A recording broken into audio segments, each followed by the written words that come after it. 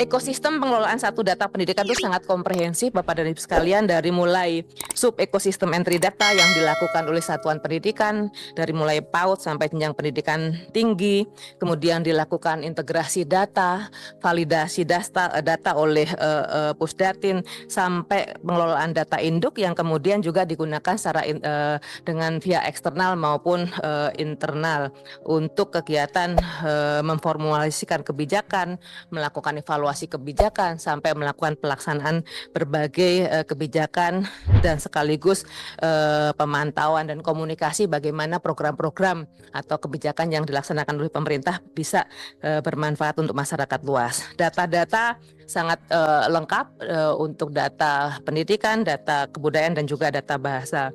Secara lebih lengkap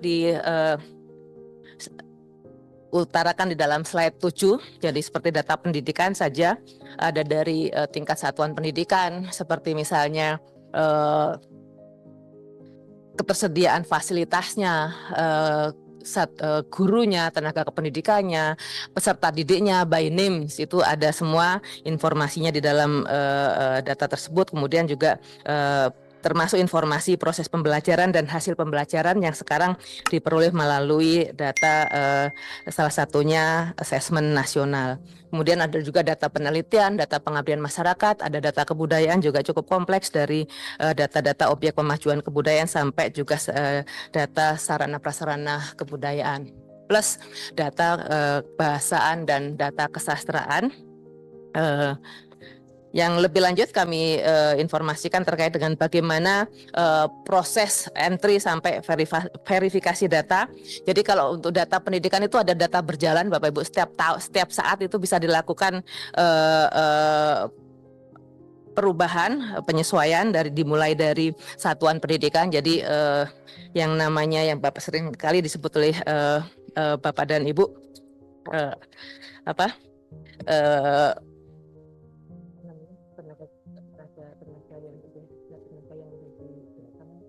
operator, maaf, operator yang melakukan entry data yang kadang juga dilakukan oleh Bapak Ibu guru yang membantu.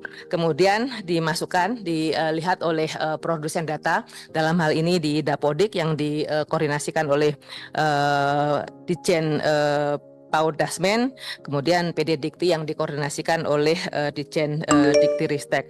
Kemudian warehouse data, ini wali data yang dikoordinasikan oleh Pusdatin untuk melakukan proses sinkronisasi, proses integrasi, verifikasi, dan juga validasi. Setelah itu kemudian disebarkan, dialirkan baik itu ke Pusdatin, kemudian ke Dapodik, kemudian juga ke PD Dikti, dan juga bisa diakses oleh Dinas Pendidikan, termasuk juga oleh LL Dikti untuk data-data terkait dengan perguruan tinggi.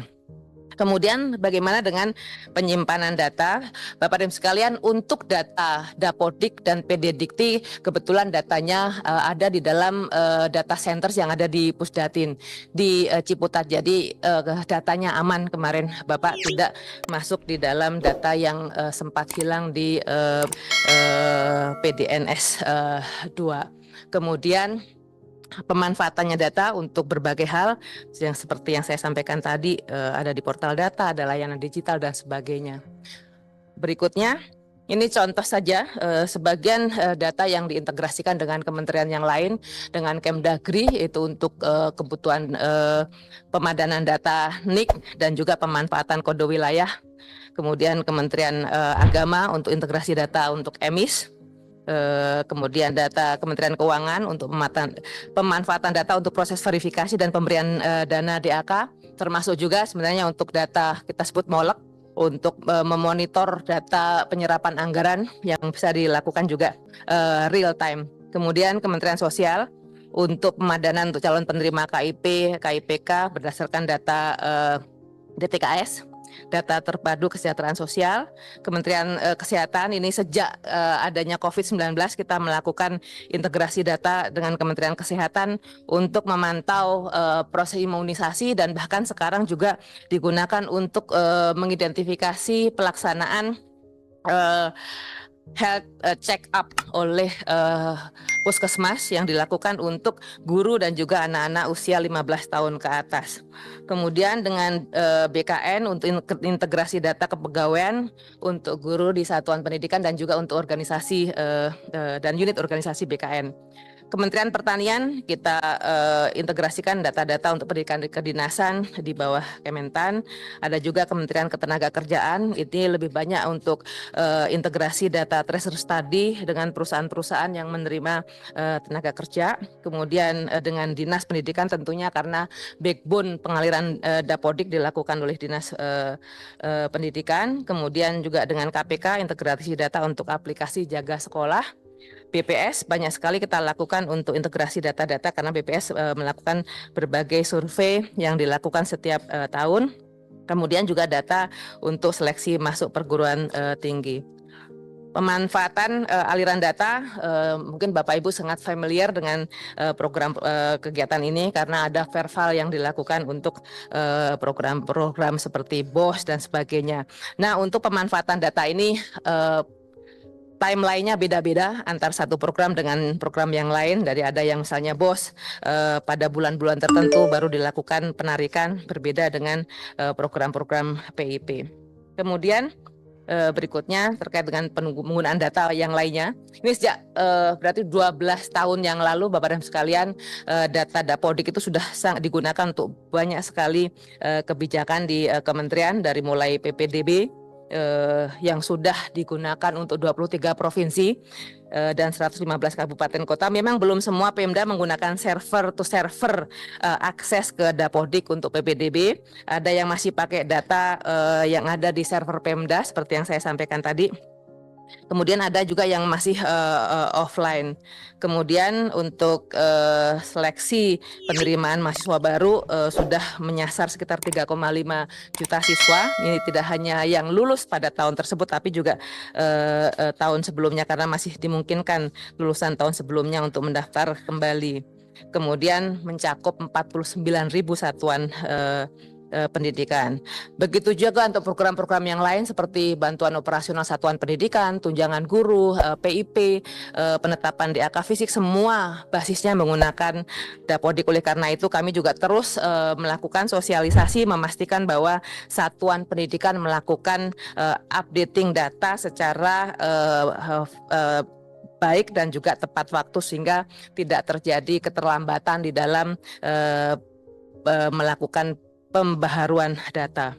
Kemudian yang sering ditanyakan juga bagaimana dukungan Kemendikbudristek di dalam peningkatan SDM data yang sering disebut operator Dapodik. Jadi di dalam PP 17 tahun 2010 tentang pengelolaan dan penyelenggaraan pendidikan, ini dijelaskan oleh Bu Nunuk pada waktu RDP sebelumnya, bahwa operator Dapodik itu sudah bisa dimasukkan sebagai bagian di dalam tenaga administrasi, sehingga perlu juga memang mendapatkan perhatian dari Pemda.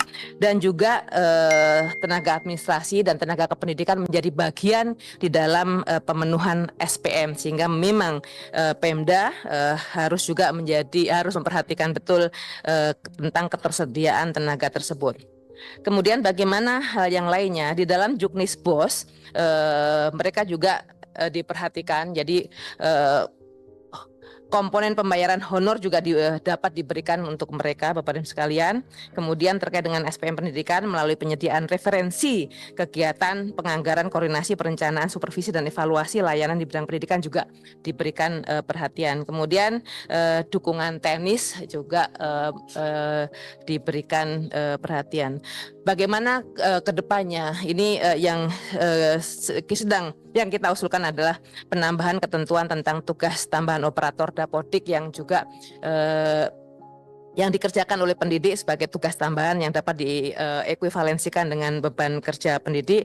Dan berikutnya adalah pemerintah menyediakan atau membuka peluang formasi P3K untuk tenaga kependidikan, terutama untuk tenaga administrasi di satuan pendidikan di dalamnya, termasuk untuk operator yang menjadi tugas dari tenaga kependidikan.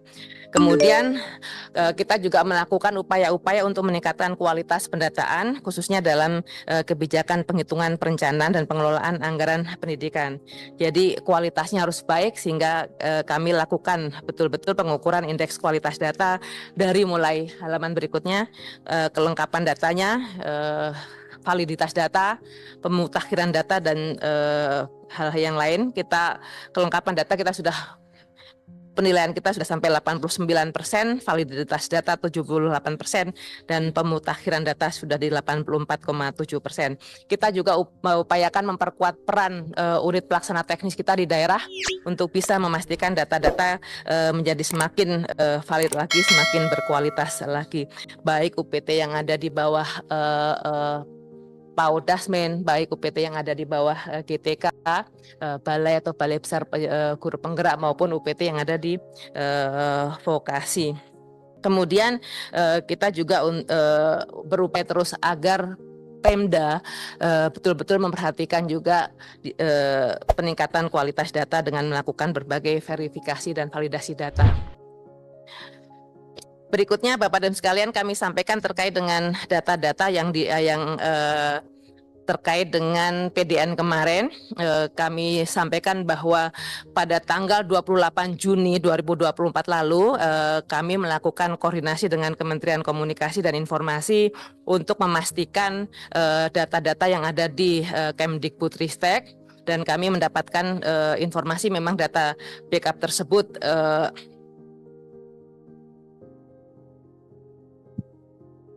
waktu itu tidak ada, lalu kami juga langsung komunikasikan data di dalam backup kami ada tersedia Bapak. Jadi 853.390 orang pendaftar KIP, data dalam spreadsheet-nya tersedia, tetapi lampiran-lampirannya yang memang tidak ada di dalam backup, sehingga kami mengirimkan surat kepada seluruh pimpinan perguruan tinggi, kepala LL-Dikti wilayah 1 sampai dengan 17, termasuk ke mahasiswa penerima KIP kuliah dan pendaftar untuk segera melakukan updating data.